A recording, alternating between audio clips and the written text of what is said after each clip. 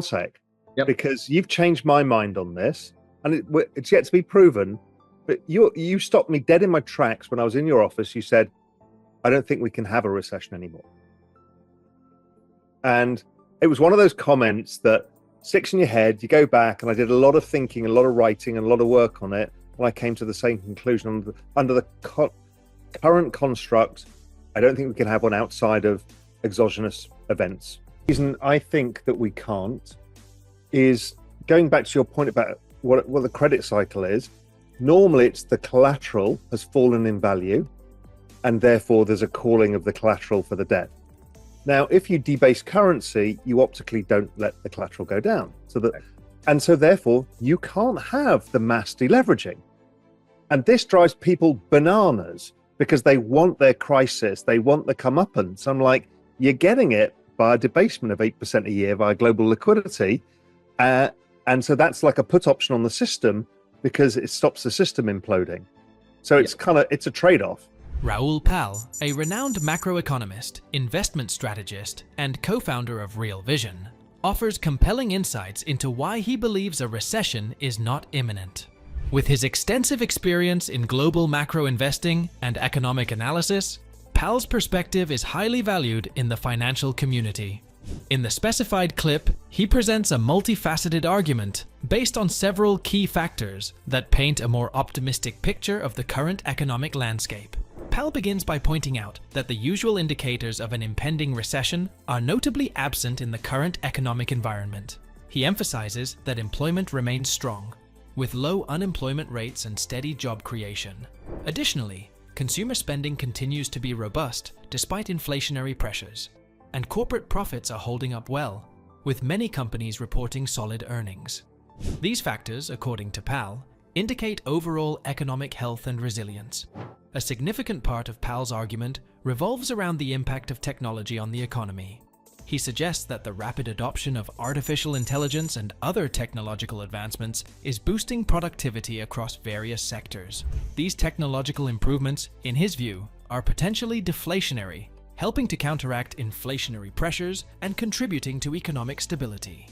Pal also discusses the Federal Reserve's approach to monetary policy, expressing his belief that interest rates may have peaked, thus reducing the risk of further economic tightening. He suggests that inflation is likely to continue its downward trend, alleviating one of the main concerns for economic stability. This perspective on monetary policy and inflation trends forms a crucial part of his optimistic outlook. The analysis extends to global economic conditions as well. Pal mentions that China's efforts to stimulate its economy could have positive spillover effects globally. While acknowledging geopolitical risks, he doesn't see them as immediate threats to economic growth. This global perspective adds depth to his analysis, considering the interconnected nature of the world economy. Pal emphasizes the importance of taking a longer-term view when assessing economic prospects. He argues that the current economic cycle may be more extended than traditional models suggest, partly due to technological advancements. The economist points to structural changes in the global economy that could be altering the typical recession patterns, suggesting a need to recalibrate our understanding of economic cycles.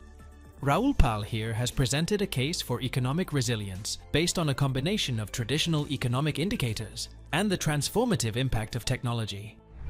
His analysis suggests that the interplay between technological advancements, monetary policy, and global economic factors is creating a unique economic environment that is less prone to immediate recession risks. While acknowledging potential challenges, Pal's overall outlook is cautiously optimistic, advising investors and economic observers to consider these factors when assessing the likelihood of a recession in the near term. However, it's important to note that economic predictions are inherently uncertain, and various unforeseen factors could still influence the economic trajectory. Now let's listen to more clips from his video. Headline inflation comes well below 2%, and core inflation comes down as well because of the lagging effect of the rents. And as soon as you start lower mortgage costs, it actually bizarrely lowers inflation for a while. Mm-hmm. So what are you focused on right now? What's on your mind? Well, first of all, I think this has been a big month because we entered the month with people believing there were a lot of rate cuts coming. The Fed did more than what was expected, so it was a 50-50 coin flip on whether they do 25 or 50, and they did 50. The BOJ, as I mentioned, kind of threw their hands up after they got a little mini shock in dollar yen and said, okay, we were just kidding. We're not really going to raise, we're not going to be hawkish again, and said we'd rather have the other side, which is stability for now. But it was China this week that, to me, did something which reminds me a lot of my time in Brazil. And before we get off of this, I do want to, maybe at the very end you can ask me about it, and I'll just bring it up now. I do want to mention, when it comes to Bitcoin, something I've thought about with regards to Brazil. And obviously Argentina has been a big thought process of mine regarding crypto and all emerging markets. But I think for this month, and just on the question you asked, China made an announcement to set up a swap facility for local institutional investors to be able to buy stocks. So they can trade their stocks that they own right now. Let's assume they were private equity or some illiquid asset as opposed to whatever. They don't want any more selling going on in the market. Now, they've done other rules to basically, try to help the market. But this week they said, no, we're going to create a market, a swap facility. And locals have told me, and it was in the South, the South, or the China Morning Post, that they would do multiples of this if need be. They said they would put $71 billion to start. That would provide leverage because you can turn your stocks in, which say you get a certain amount of leverage. You get treasuries in return. And then, as we learned from SVB, you can do what you want with those once you have the treasuries. This is the way the Fed effectively stopped the run on a lot of the banks, was say, okay, you can turn all these treasuries in. You don't have to mark them to market. We'll give you the cash for them. So it's just it's a swap facility. But the thing is, let's assume that you get a 3-to-1 leverage on that, and it's $221 billion. The thing people don't realize is that the market cap of China is only $6 trillion, which means, and it's the second biggest in the world. The US stock market is now up towards $60 trillion. So if you convert it in, you're talking right off the bat of about a $2 trillion stock facility on the first. Equivalent. Yeah, equivalent. And I just think people are fading it and they're underestimating it. I did a whole big thing on this this past Saturday in my video thing on YouTube, where I said, okay, everything looks to me like we're going to have a little reflationary spike here, where markets are going to be led by gold and by copper and a whole bunch of different things. I'm seeing the Asian currencies rally.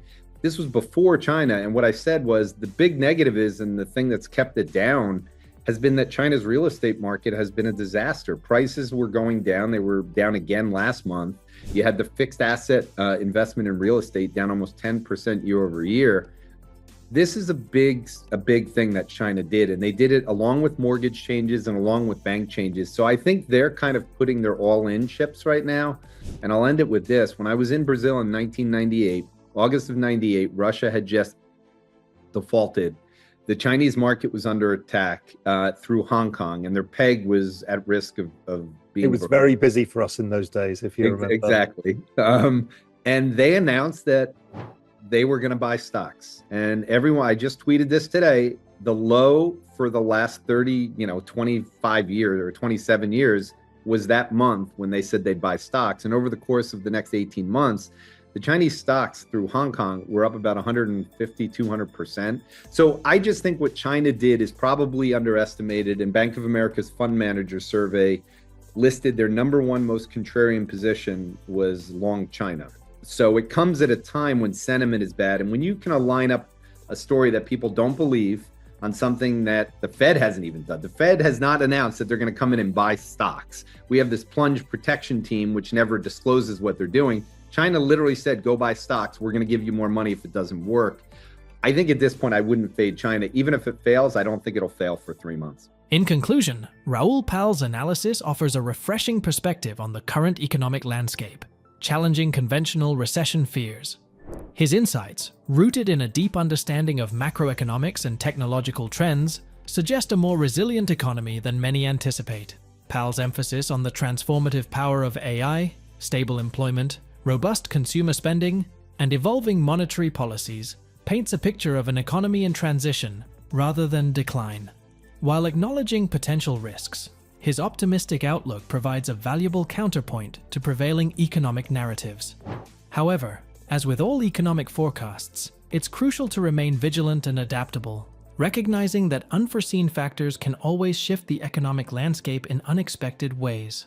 And that's all for today. Thanks for joining me on this crypto news journey. Until next time, keep your digital assets safe and your curiosity high.